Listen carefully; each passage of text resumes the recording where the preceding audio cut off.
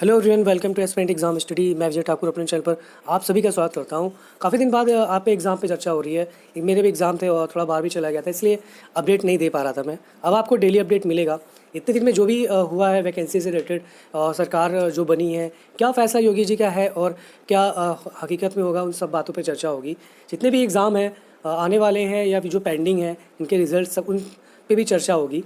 और ऐसे ही कंटिन्यू में अब आपको क्लास देता रहूँगा, वीडियोस देता रहूँगा। प्लीज़ बने रहिएगा चैनल पे। पहली बार आया तो प्लीज़ सब्सक्राइब कर लीजिएगा। चलिए स्टार्ट करता हूँ आज की अपनी क्लास।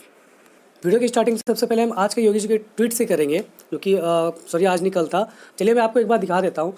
बहुत चर्चाएं हो रही हैं कि जो जितनी भी कम सीटें मिली थी इस बार यूपी से, उसके वजह से खूब रोजगार आएंगे भर भर के यूपी में। तो मैं आपकी एक बहुत बड़ी वाली गलतफहमी थोड़ा सा हटा देता हूँ। वैकेंसी की जब भी इलेक्शन होता है उसके पहले भी योगी जी इसी तरह के कुछ स्टेप लेते हैं, बट हकीकत में कुछ नहीं आता है। सिर्फ ये न्यूज़पेपर और सोशल मीडिया वाली भर्ती होती है, जो कि वहीं पे आती है, फिर वहीं से काउंट कर ली जाती है कि हमने इतनी भर्ती दे दी। उसके बाद फिर हकीकत से इसका कोई मतलब नहीं होता। तो वही चलिए आपको एक ट्वीट दिखाता हूँ मैं। तो ये देखिए, सीएम ऑफिस द्वारा जो बताया गया है कि प्रदेश में जो बेरोजगारी दर है 2017-18 में, अभी तक आपने 18% सुनी होगी, तो वो 6.2% थी, जो कि अब मात्र 2.4 रह गई है। कहाँ रह गई है, किधर जॉब दी गई है, कौन है जो जॉब लेके चले गए हैं, जो हम लोगों को जॉब नहीं मिल पा रही है यूपी के बाकी जो बेरोजगार हैं उनको कहाँ आ गई जॉब। तो समझ में नहीं आ रहा है कि 2.4 कैसे हो गई।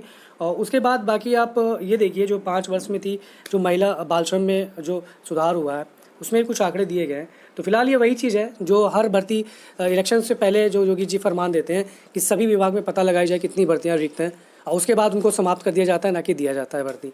और यही चीज़ इस समय भी आप पता नहीं क्या चल रहा है क्या नहीं सरकार के थ्रू, बट जितनी भी जानकारी यही है कि बहुत सारी ज़्यादा एक्साइटेड मत हो कि खूब सारी भर्ती आने वाली है। ऐसा कुछ भी नहीं होने वाला है। रियलिटी में जिए। आप अपने सीएम को जानते हैं, बहुत चीज़ों में बहुत अच्छे हैं, तो वैकेंसी हटाने में भी बहुत अच्छे हैं वो। तो यही चीज़ है कि एकदम से उम्मीद मत करिए कुछ बदलेगा। धीरे धीरे ये चीज़ें होंगी, जो भी होगी सामने आएगी। फिलहाल अभी तक तो न्यूज़पेपर वाली भर्ती ही चल रही है, जो से पहले चल रही थी। रियलिटी में कुछ नहीं आ रहा है। एक भर्ती आई है पंचायत सहायक वाली, उसमें भी आप सैलरी देख लीजिए जाके, और उस सैलरी में गुजारा हो जाए पूरे दिन में तो बता दीजिएगा मुझे। चलिए अब बात करते हैं न्यू लेखपाल भर्ती की। काफ़ी चर्चाएं हो रही थी, और इसका ये भी था अभी कुछ दिन पहले, इलेक्शन के जस्ट पहले, कि ये भर्तियां आपको ईयर के लास्ट में दिखेंगी, दिसंबर के समय। बट अब जो थोड़ा सा सीट कम हुई है जो इलेक्शन में, उसके वजह से थोड़ी सी तो बुद्धि आई है सरकार के पास, और उसके थ्रू आप देख सकते हो कि कुछ विज्ञापन अपने समय से पहले आ सकते हैं। तो उसी में एक बड़ी भर्ती है लोअर पीसीएस और यूपी लेखपाल। ये आपको यूपी लेखपाल भर्ती आपको अगस्त महीने में दिख सकती है। ये 2023 के पैट से ही आएगी, और विज्ञापन अगस्त में आपको लगभग देखने को मिलेगा ही मिलेगा इसका। तो चैनल पे बने रहिएगा, जैसा अपडेट होगा वो मैं देता रहूँगा आपको। पिछली लेखपाल भर्ती भी निपटने वाली है, और 8 जुलाई को जैसे इसका सुनवाई होना है, तो उसमें सरकार भी कुछ नहीं कर सकती है। जब तक कि वो कोर्ट से अपडेट नहीं होगा तब तक कि सरकार के हाथ में कुछ नहीं है। कोर्ट से निपटेगी तो सरकार तुरंत कर देगी। जैसा माहौल इस समय चल रहा है उसके अकॉर्डिंग बता रहा हूँ। उसके बाद बात करते हैं पैट के समाप्त होने की चर्चाएं बहुत हो रही हैं।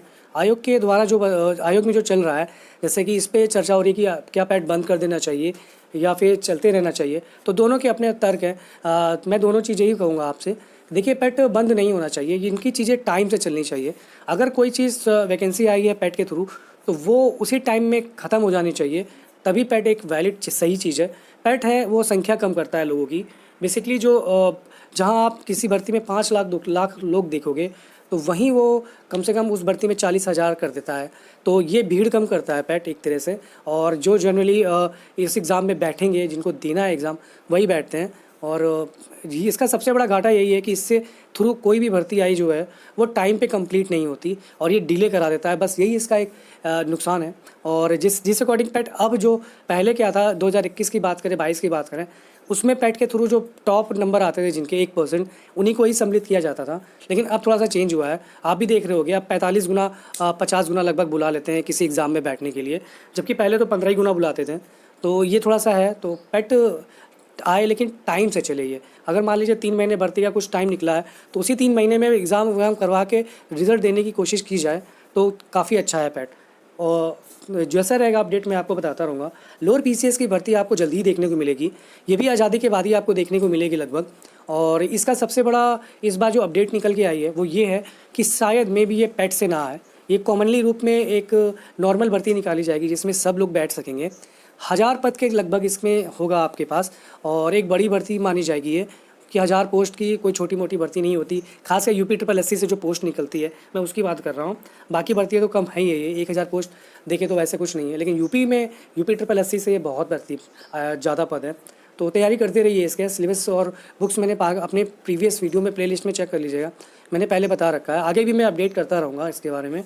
तो चलिए बात करते हैं वीडियो भर्ती की। जैसे आपको भी पता है कि वीडियो का डीवी हो चुका और सेकंड लिस्ट इसकी बहुत तेज़ मांग की जा रही है छात्रों की तरफ से। तो और क्वेश्चनिंग भी काफ़ी होता है, सबसे पहले इसी से होता है कि सब छोड़िए, पहले बताइए सेकंड लिस्ट आएगी कि नहीं आएगी। तो उसी को मैं बता दूं कि देखिए सेकंड लिस्ट मैंने पहले भी बताया आपको कि तब आती है जब किसी जितने भी वर्ग हैं ओबीसी एससी कैटेगरी के, उसमें अगर कोई सीटें किसी उसमें वर्ग में रिक्त रह जाती हैं या बच्चे उसमें ज़्यादा अपेयर नहीं हो पाते हैं, तब वो उन्हीं सीटों के लिए फिर से एक लिस्ट निकाल देंगे। तो इस फिलहाल ऐसा होता कुछ भी नहीं दिख रहा है। जैसे आपने लेखपाल में देखा था कि महिलाओं की कैटेगरी में सीट बच्चे कम अपेयर हुए थे, तो उनको फिर से ऐड करने के लिए लिस्ट निकाली गई थी दोबारा। उसी तरह ही अगर सीटें कम होंगी किसी वर्ग में तभी सेकेंड लिस्ट आएगी, अदरवाइज़ नहीं आएगी। ना के बराबर मान के चलिए, फिलहाल अभी ऐसी कोई संभावना नहीं दिख रही है। गलतफहमी अपने मन से निकाल दीजिए, आएगी तो अच्छा ही है, वैसे नहीं आएगी। बात रिज़ल्ट की करें, रिज़ल्ट आपको इसका जुलाई लास्ट में ही देखने को मिल सकता है।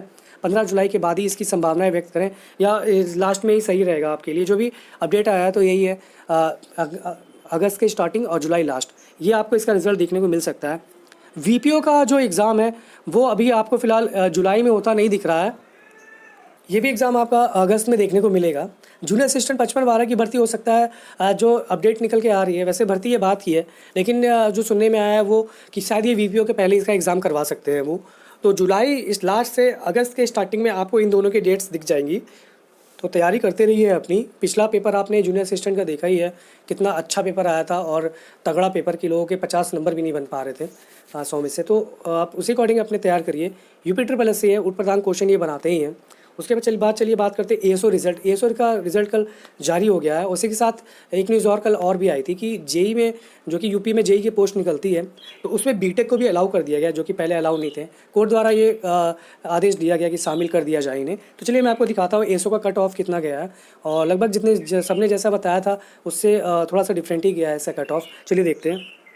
किसी भी लेटेस्ट अपडेट के लिए प्लीज़ मेरा टेलीग्राम चैनल ज्वाइन कर लीजिए, वहाँ मैं तुरंत अपडेट दे देता हूँ। बाहर रहता हूँ थोड़ा, तो वीडियोस नहीं बना पाता जल्दी, लेकिन मैं अपडेट जो भी होता है अपने टेलीग्राम चैनल पे वो तुरंत शेयर कर देता हूँ। चलिए बात करते हैं एएसओ की जो कट ऑफ आई है, चलिए उसका देखते हैं। 2019 द्वारा जो सहायक सांख्यिकी अधिकारी, सहायक शोध अधिकारी सामान्य चयन प्रतियोगिता 2019 के अंतर्गत लिखित परीक्षा के आधार पर ये जो परिणाम है वो है, और उसका कट ऑफ चलिए बताता हूँ क्या है। जो जनरल के लिए है वो उसका कट ऑफ देख लीजिए आप। अंतिम रूप से चयनित प्राप्तांक जो हैं अभ्यर्थियों के वो ये हैं, और उनकी जन्म तिथि दे रखी है। उसके बाद चलिए देखते हैं, आपको बताता हूँ मैं। जनरल के लिए 60.50 है, 60.50। उसके बाद अनुसूचित जाति के लिए जो एससी है 44.75। एसटी के लिए आप देख सकते हो 18.25। उसके बाद अन्य पिछड़ा वर्ग के लिए 53.75, और आर्थिक रूप ईडब्ल्यूएस के लिए 46। यहाँ भी देख सकते हो कमी गई है, और बीसी से ईडब्ल्यूएस कमी गई है, तो ये है। और उसके बाद चलिए अन्य देखते हैं। आरक्षण के लिए जो है क्षैतिज आरक्षण, उसमें महिला की देखिए जो सबसे पहले है ये महिला, यहाँ पे 55.75 गई है, लगभग ओबीसी से 2 नंबर ज़्यादा ही गई है ये। और ईडब्ल्यूएस से कंपेयर करें तो काफ़ी ज़्यादा है ये, आप देख सकते हो। तो चलिए उसके बाद बात करें भूतपूर्व सैनिक के लिए 27.25। और बाकी जो कि हमारे विकलांग भाई बहन हैं उनके लिए देखा जाए तो उनकी कैटेगरी के अकॉर्डिंग ये है। और जो स्वतंत्रता संग्राम सेनानी के जो आश्रित है उनकी 24.50 गई है।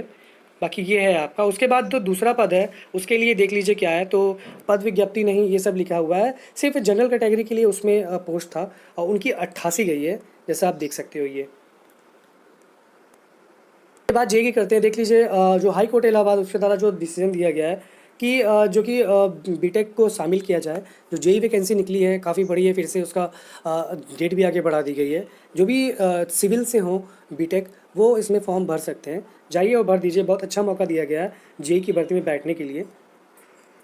चलिए उसके बाद बात करते हैं हम यूपी सुपर टेट की, जिसका 6-7 साल से लोग बहुत उससे भी ज़्यादा टाइम से लोग इंतज़ार कर रहे हैं। जो कि फेल हो गए वो भी, और जो न्यू अपेयर होंगे वो भी, जो कि आ ही नहीं रहा है। और किसी तरह कोशिश यही की जा रही है प्रदेश में, जो सही बात है वो कि ये वैकेंसी आए ना, ये कोशिश पिछले 5 से साल से की जा रही है। काफ़ी बैच पे बैच तैयार होते निकलते जा रहे हैं डीएलएड और बीएड के थ्रू जो भी है। सुपर टेट की बात और जो टीजीटी बीजीटी है उसकी बात भी मैं कर रहा हूँ। तो यहाँ पे सुपर टेट के बारे में जो यही कहूँगा कि फ़िलहाल अभी जब तक कि स्पष्ट आदेश ना आ जाए योगी जी द्वारा कि हाँ हम प्राथमिक की भर्ती निकाल रहे हैं इतने पदों पे, तब तक कि कुछ मत माने। ये जो हवाबाजी चल रही है पेपरों में, न्यूज़पेपर और सोशल मीडिया पे, ये पहले भी आती रही है। लेकिन इसका वास्तविकता से कोई संबंध नहीं होता है। सिर्फ न्यूज़पेपर पे आती है और निकल लेती है वहीं से, और बच्चे खुश हो जाते हैं, अरे भर्ती आ रही है, कोचिंग चलने लगता है आराम से, होता कुछ भी नहीं है। तो सुपर टेट अगर आना होगा तो ये लगभग आप मान के चलिए कि ये नवंबर दिसंबर के टाइम ही आपको देखने को मिलेगी। पिछले दिनों योगी जी ने काफ़ी आदेश दिए थे सभी विभाग में परीक्षा पता की जाए, ये पता किया जाए, वो पता किया जाए। तो जब तक रियलिटी में ना आए मत समझिए कि भर्ती कुछ देने का कोई विचार हो रहा है। योगी जी से यही अपील रहेगी और प्रार्थना भी, रिक्वेस्ट जो भी आप समझ लीजिए कि बेरोजगारों के लिए सुनिए और उनके लिए रोजगार दीजिए। 5 किलो राशन से कुछ नहीं होता। घर में जॉब वाली रोटी आनी चाहिए। अदरवाइज फिर 25, 26, 27 भी और उसका 29 भी है, तो काफ़ी कुछ घट सकता है इसमें। इस बार अगर नहीं सोते तो फिर बहुत मुश्किल हो जाएगी। हम चाह के भी वोट नहीं दे पाएंगे। तो इस तरह आप प्लीज़ बेरोजगारी के लिए कुछ करिए और यूपी में जल्द से जल्द भर्ती निकालिए। तो आज के लिए इतना ही, मिलते हैं नेक्स्ट वीडियो में बहुत जल्दी। यूपी टेट भी आपको सुपर टेट के पहले मिलेगा और सुपर टेट के पहले यूपी टेट जरूर होगा, क्योंकि यूपी टेट में कुछ जाता नहीं है। एक एग्ज़ाम है, क्वालिफाइंग एग्ज़ाम, ये आराम से करा दिया जाता है, राजस्व की वृद्धि हो जाती है। तो कुछ हो ना हो यूपी टेट तो ज़रूरी होगा अगर करवाने की मंशा होगी तो। फिलहाल सुपर टेट के लिए वेट करना होगा आपको, जब तक कि कुछ क्लियरेंस नहीं आता योगी जी की तरफ से तब तक की। चलिए आज के इतना ही, मिलते हैं नेक्स्ट वीडियो में बहुत जल्दी। धन्यवाद।